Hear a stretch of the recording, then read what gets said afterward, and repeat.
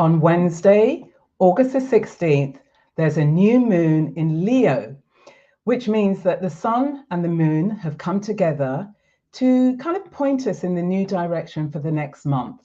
Alongside this new moon, which is the sun, moon, they're joined by Venus, and they're all in the sign of Leo. In today's show, I'm going to break down what the meaning of the new moon in Leo is, as well as its very strong connection with the planet Uranus, which is in Taurus. So there's an inner tension that you're going to feel somewhere along the line over the next few weeks. Before I do any of that, if you're one of my regulars, welcome back. If you're new here, welcome. My name is Bybreen and I help baby boomers reinvent themselves psychologically, practically, and technically so they can thrive in their third act of life. So if you're one of my regulars, you'll notice this is something new here where I've got the chart up. So I'm trying to use StreamYard in a far more maybe efficient and effective way, but here we go. So the chart is revealing the planetary placements over this new moon season. And you will see there are 3 planets, meaning the sun, the moon, and Venus, which are in the 11th house of this natal chart, and they're in Leo. And this red line that you can see here is a square, meaning a 90-degree connection between these planets. Now, before I dive into that, I just want to give you a breakdown in terms of the elements of this chart, because there are 4 placements in fire signs and 5 placements in earth signs. And there's a bit of a significance for that. So we have the sun, the moon, Venus, and the North Node, which is down here in the 7th house, alongside Chiron, in fire signs. And then we have Mercury and Mars and Pluto, as well as Jupiter and Uranus in earth signs. So we've got this combination of fire signs and earth signs. And when they come together, they're like a powerhouse, they're like a juggernaut. The reason being is because there's the solid stability of the earth planets together with the fire and the inspiration and the motivation to move forward with your dreams and your desires. So it's a really potent combination that when worked on means that you can really focus down on what it is that you want to achieve. So that's the kind of context to this new moon. Now, the significance of this new moon is because there's a stellium, which means there are 3 or more planets placed in a sign or a house, and we have this here. And given their relationship with Uranus, as I said over here in the 8th house, what we're looking at with regards to change, which is being signified by Uranus, is we have the sun, which represents your personal will. Then we have the moon, which is about your personal feelings, and then Venus, which is about your personal magnetism. And all of them have sort of formed a relationship with Uranus, which is all about the intuition.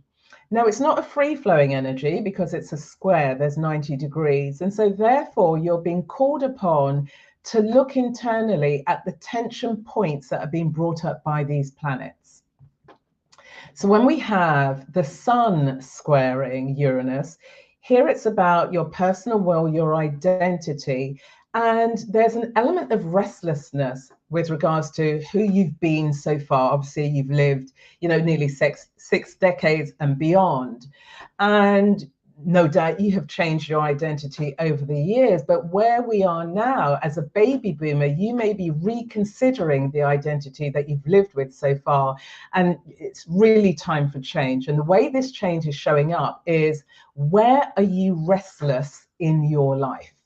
Where do you need to make changes? And because it's a square, you know the pressure point it is, because it's not coming from outside. This is your own awakening, whereby this way of being isn't serving me, doesn't serve me, and it's now time for me to grow. So the question with the square between the sun and Uranus is, where do you need to grow? Moving on now to the moon squaring Uranus. Here we have personal feelings, being challenged by intuition.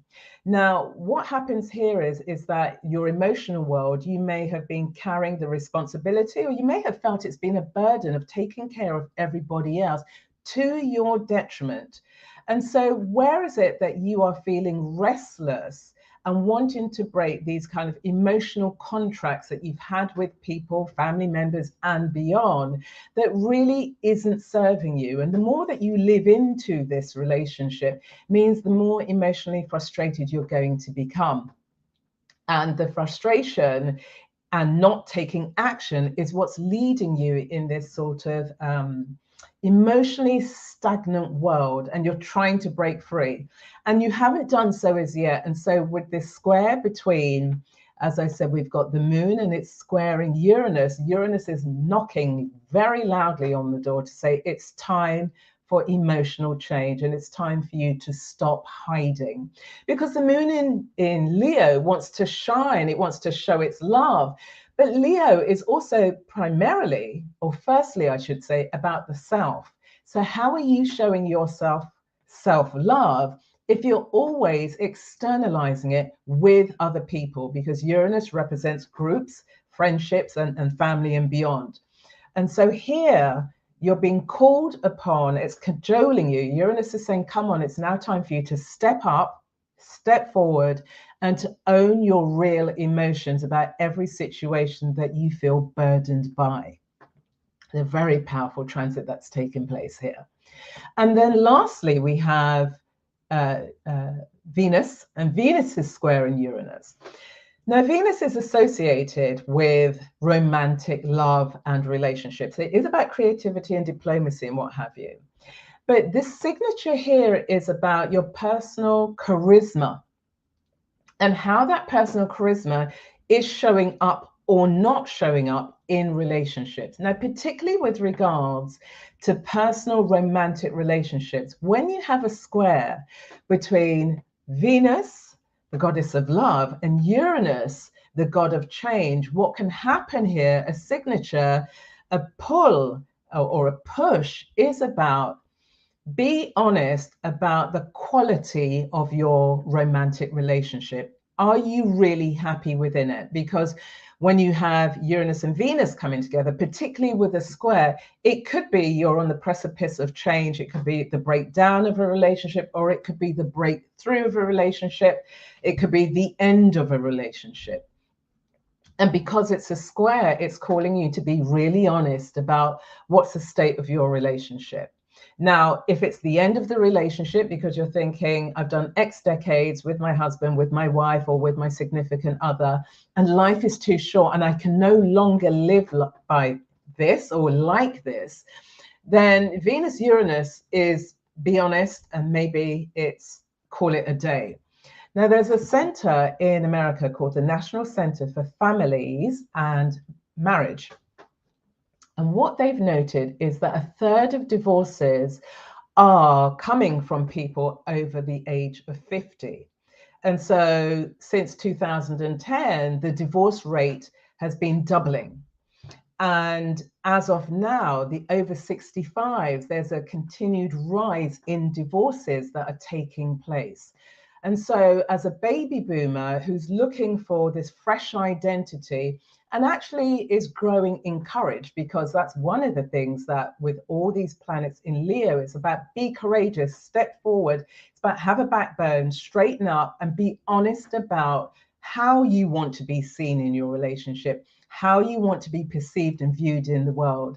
And so where you've got this square between Venus and Uranus, it's really pointing to the fact that it's the state of your relationship.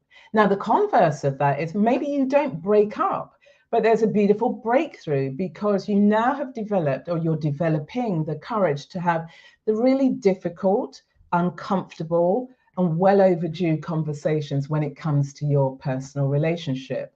And so with Venus, it's about creating the environment whereby you feel comfortable, but creating it for your partner so he or she feels comfortable in terms of stepping into the honesty of where the relationship is. So it's a very powerful transformational moment. If you have the courage, you take the courage, which is being signaled both by the planets in Leo, but also we have those planets in relationship to the North Node that has just entered Aries. And that's very much about here I am, and I've got the courage to be honest. And it's a free flowing energy because it's a trine that's going on between these planets. Also, we have Chiron here, and Chiron's beautiful because Chiron's about healing. So maybe this difficult conversation that you need to have with your husband, wife, or significant other could really be a beautiful healing moment for both of you, where you decide you're going to continue to move forward. And within that future version of who you are, there's a lot more honesty and freedom for both of you in this committed relationship. Now, this new moon, also the energy of it is devoid of any air. So if you look here, we have the ascendant, and it's at 2 degrees. It's a point of the chart. It's the face of the chart. But there are no planets in air signs. And so as you're thinking about these decisions, you've got to bring a level of consciousness to them, because otherwise you're going to lack the ability to be self-reflective, to be honest about where the state of play is. And air is related to the thinking faculty. But you're saved here, because even though there are no planets in air signs, what we do have is we have Mercury, and Mercury is in Virgo, and Mercury rules Virgo. So it's a very powerful mental acuity, facility for discerning thoughts, being clear about what it is that you want, working through all the different scenarios of the relationships that may need changing. And it's alongside Mars. So Mars is about your personal power, and it's your personal will, whereas Mercury is about, your personal powerful communication. And they are supporting this new moon energy that gives you the confidence. So instead of, the frenetic side of Uranus, where you can just blurt things out and you haven't given it any thought because there's a lack of air, using Mercury and Mars and the fact that they are in relationship to Uranus in another earth sign. Now, Uranus is the higher octave of Mercury. So we've got this thinking capacity that brings clarity. And whatever decisions that you make that could transform your relationships, we're dealing with Uranus, which is also a collective sign. And we have these 3 planets in the house of Uranus, which is about the collective, which means that once you've dealt with your own personal situation, the lessons and the wisdom that you've derived from those situations may be something you could share with the world if you so choose. But the energy of the planets are really sort of harmonizing this beautiful energy that is shown by the placements of this new moon. So, personal power, personal feelings, personal magnetism, charisma, vitality. It's the sun, we're the height of summer. Step into the area of your life that is demanding, calling you to show up really for what you believe in. The reason being, again, is because there are 3 of the 5 personal planets in this fire sign. So we have the sun, we have the moon, we have Venus, and the other 2 personal planets are Mercury and Mars. And so with 3 out of the 5 core personal planets, this new moon is a beautiful kickstart to the new life of your nirvana, what you're dreaming of, what you're hoping for. And with Uranus, it's saying, come on, you can be the rebel with your own personal cause. And so that's what I wanted to share with you today in this new moon in Leo that takes place at 9:39 a.m. on Wednesday. Really use this new moon energy to self-define, and the self-definition is also being floated again, as I said, because we have the North Node that moved into Aries just last month here. So the signatures of power, vitality, authority, honesty, comfort in your own skin that is leading you to your own version of individuation, that you as a baby boomer, as you step into this third act of life, has the confidence because it's come internally. You've reconciled all the disparate parts of what is meaningful to you, what isn't meaningful to you, and you've made a decision. And that is what this powerful, very powerful new moon in Leo is calling for. So I'd love to hear your comments about how you're going to use this new moon. Put them in the comment box below. Also, please like, share, and subscribe to my channel, and invite other fabulous baby boomers here to join me, to join us every Sunday at 3:30. So see you again next Sunday. Have a fantastic week and stay well. Bye-bye.